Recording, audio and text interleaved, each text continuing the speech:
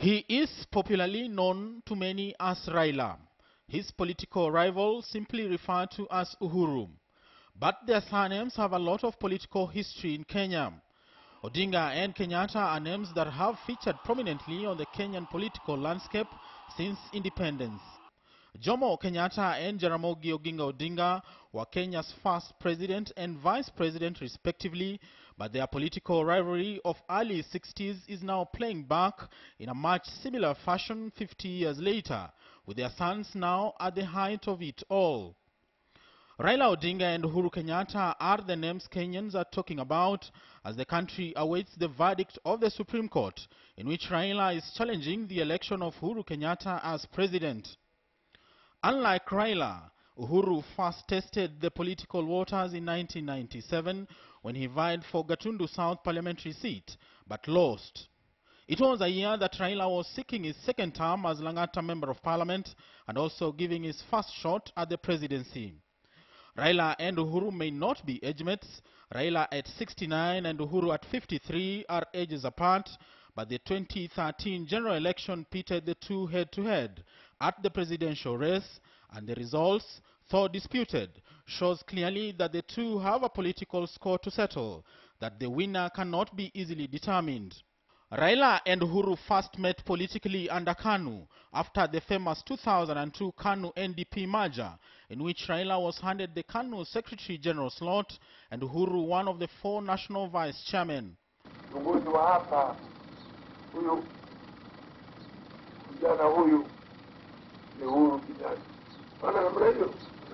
They later parted ways after Moi endorsed Uhuru as his preferred heir to the presidency, a decision that divided KANU, with Raila running away with a number of Moi's former trusted allies. The time has come where we as Kenyans must change the way we deal with one another.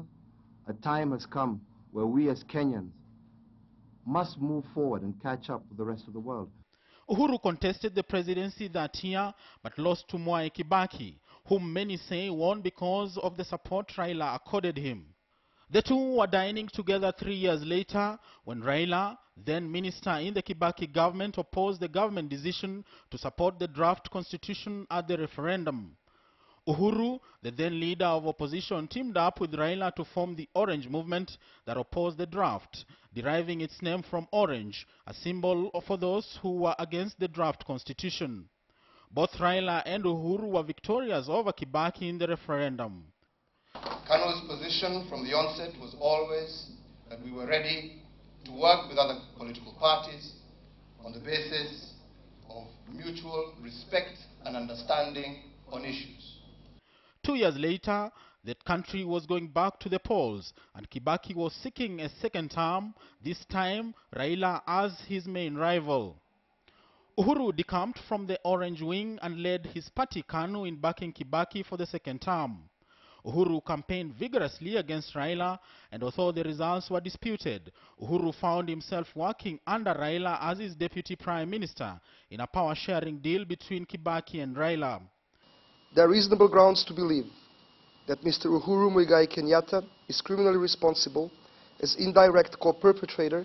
The cases that followed the aftermath of the 2007 general election that implicated Uhuru as an indirect perpetrator further fueled the rivalry between the two, with Raila backing the process and Uhuru claiming foul play in his inclusion in the case.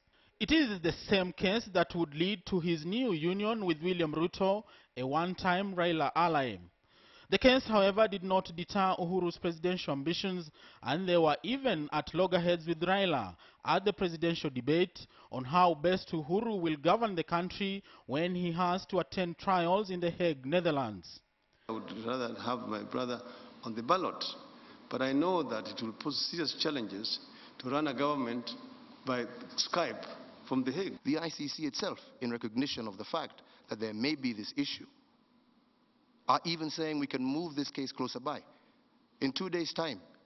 Whatever the outcome, the Supreme Court will give Saturday morning. The political rivalry between Odinga and Kenyatta is one that cannot be washed away. Ochieng, KTN.